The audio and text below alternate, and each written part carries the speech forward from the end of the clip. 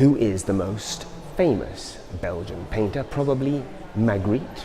But who is the most influential Belgian painter? Probably this guy, James Ensor, born 1860 and one of the early Impressionist painters. Later he became an Expressionist painter and a solitary character, disliked by many, fought with almost everyone. Both his fellow painters and his family lived here in Ostend, where he painted a lot of skulls and puppets and masks, which we're going to see.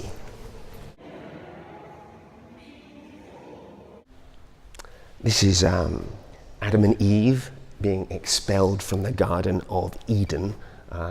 Use of colour and light, perhaps similar to that of Turner, though Ensor himself always lived and worked here in Ostend. He wasn't part of the Impressionist movement that went to Paris or anything like that.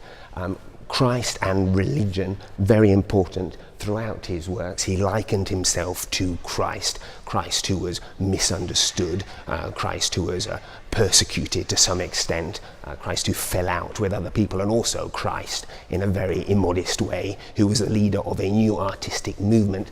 Ensor rejected all protégés and believed that there would be no one else like him. This is Still Life with Oysters from 1882. Some critics believe that his still life early work was actually better than his figurative work later on. I'm not too sure.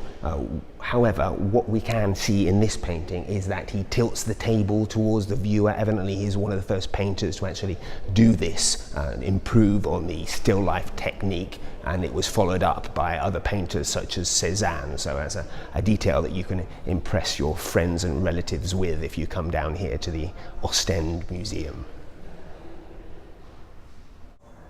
This is Ensor in front of his mother's shop, which evidently sold trinkets for the beach and shells even.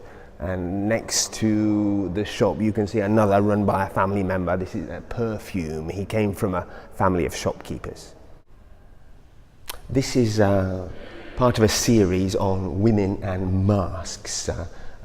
Masks are used to as a means of criticism, deforming normal people into grotesque individuals.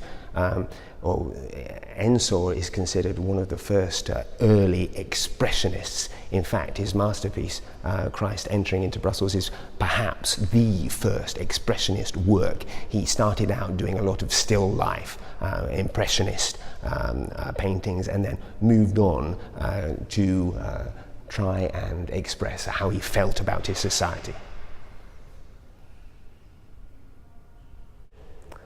This is skeletons fighting over a hanged man, and is a good example of the trippy stuff that he did later in his life. Remember, this is still late 19th century. So how can we sum up this man? Well, he was solitary, miserable, weird, and a great innovator, I guess, who started out in a traditional, on a traditional path, painting still lifes, and then went on a sort of a weird puppet infested, skull infested trip through his own slightly warped religious mind.